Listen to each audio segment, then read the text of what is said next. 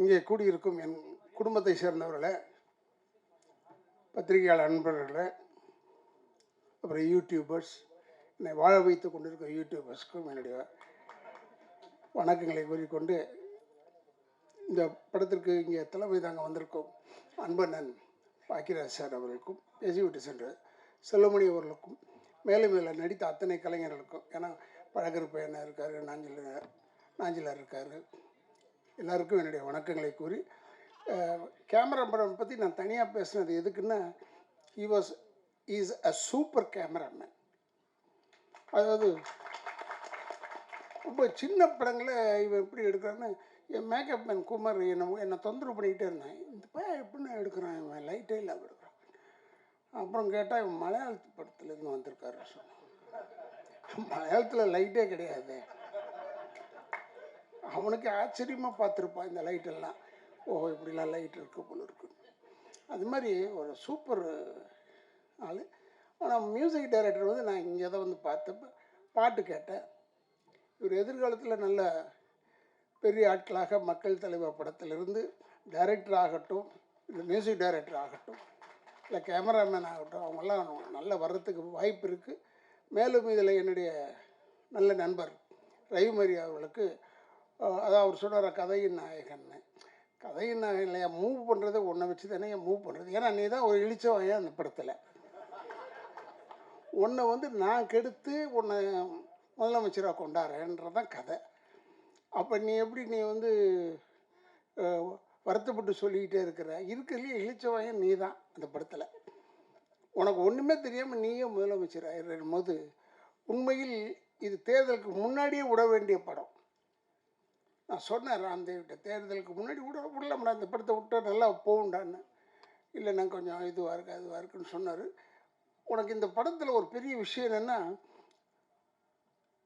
தேர்தல் முடிவுக்கு பிறகு வந்தாலும் இது ஓடும், தேர்தலுக்கு முன்னாடி வந்தாலும் ஓடும்.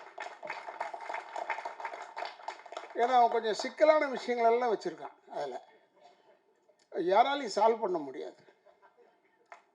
நான் சால்வ் பண்ணுறேன்னு எந்த கவர்மெண்ட் சொன்னாலும் தப்பு.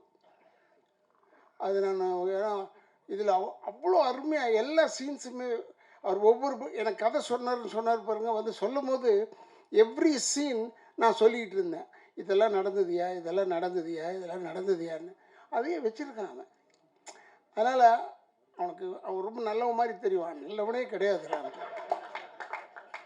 எனக்கு தெரிஞ்ச. ஏன்னா அவனை நான் பார்த்தது வந்து அங்கே தேட்டரில் ஒரு சீன் செஞ்சான், இந்த அப்பாவி பையனை அவன் செஞ்சான். அப்போ பார்க்கும்போது நாங்கள்லாம் உட்காந்துருக்கோம், இவன் தனியாக செஞ்சுக்கிட்டு இருந்தான். அப்போ நினச்சிக்கிட்டேன், இவன் அப்பாவி கிடையாது, இவன் எல்லோரையும் ஏமாத்துறான்றது நல்லா தெரிஞ்சுது. அதில் இருந்தான் எங்களெல்லாம் ஏமாற்றி தான் கூப்பிட்டு போயிட்டான். இல்லைன்னா நம்மளெல்லாம் அவ்வளோ சீக்கிரமாக ஏமாற்ற முடியாது. பேசின காசுலேருந்து இன்னும் கொஞ்சம் குறைச்சான். அப்புறம் கொஞ்சம் நடிச்சுக்கிட்டே இருக்கும்போது கொஞ்சம் குறைச்சிட்டான். இதுக்கப்புறமா விட்டுட்டு போக முடியாதுல்ல நம்ம. ரொம்ப புத்திசாலி, ரொம்ப பெரிய வெரி பிரெய்னி சாப். அவனை நம்பி இப்போ படம் போட்டிருக்காரு, கவிதாலயம் சரவணன் சார் போட்டிருக்காருன்னா அவர் சிரிச்சுக்கிட்டே இருக்கலாம், ஏன்னா இந்த பணம் வந்துடும். ஆனால் பணம் வரும்போது நீங்கள் தயவுசெய்து இவனை தனியாக தூக்கிட்டு போய் உட்கார வச்சு வாங்கிடுங்க, இல்லைன்னா உங்ககிட்டேருந்து குறைச்சிடுவான் அவன். எங்களெல்லாம் குறைச்சி தான் வந்தான் அவன். அதனால் பார்க்குறதுக்கு அப்பாவி மாதிரி இருக்கும், அப்பாவி கிடையாது. அதனால் இது ஒரு நல்ல படம். இந்த மக்கள் தலைவர் வந்து நாஞ்சில் சம்பத்தினோட தான் நான் ஒர்க் பண்ணேன். எப்படி நீ உங்களுக்கெல்லாம் கதை சொன்னியா, சீன் சொன்னியா நீன்னு கேட்டேன். எல்லாருக்கும் சொல்லி தான் நான் கூப்பிட்ருக்கேன். நான் கிடையாது. ஏன் ஆச்சரியமாக இருந்தது. இவங்கெல்லாம் உன்னை நம்பி வந்திருக்காங்கன்னா பெரிய விஷயம். எப்படி நம்ப வச்சான்னு தெரில. அதில் தான் நான் பாராட்டுறேன். அதே மாதிரி இப்போ இதில் எல்லாரையுமே சொல்கிறேன், Ravi Mariya has done a good job. Ravi Mariya கிளாஸான சென்டர் ஆஃப் ஆக்சஸ் அவன் தான். அவனை சுற்றி தான் எல்லோரும் நாங்கள் வரோம். பட் அவனை இந்த வழிக்கு கெடுக்கிறதே நான் தான். அதனால் எனக்கு ஒரே சந்தோஷம். ஏன்னா நம்ம செய்கிற விஷயத்தை போய் இப்போ படத்தில் செய்ய சொல்லிட்டாங்களே, என்னடா இது யோசனை பண்ணேன்.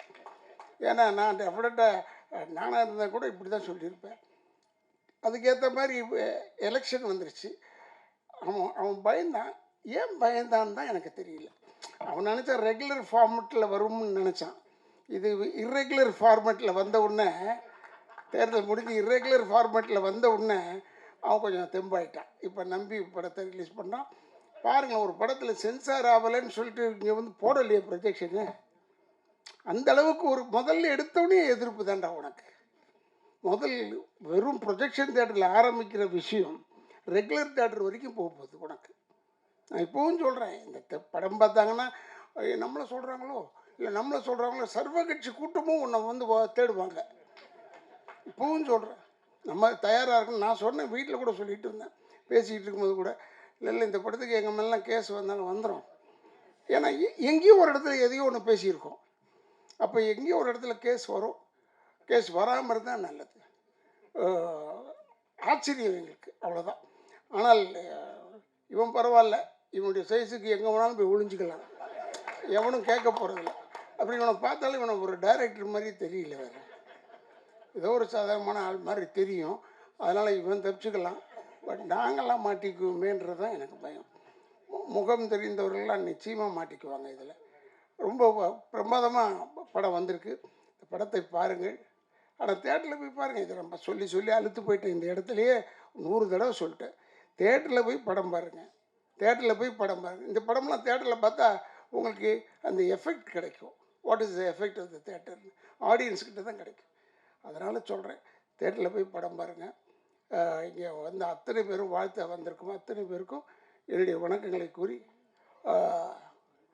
ரவிமரியாவுக்கு என்னுடைய தனிப்பட்ட முறையில் வாழ்த்துக்களை கூறி, இவ்வளோ பேர் வந்திருக்கீங்க, இவ்வளோ பேருடைய வாழ்த்தும் ரவிமரியாவுக்கும் உண்டு என்று சொல்லி விடைபெறுகிறேன். நன்றி, வணக்கம்.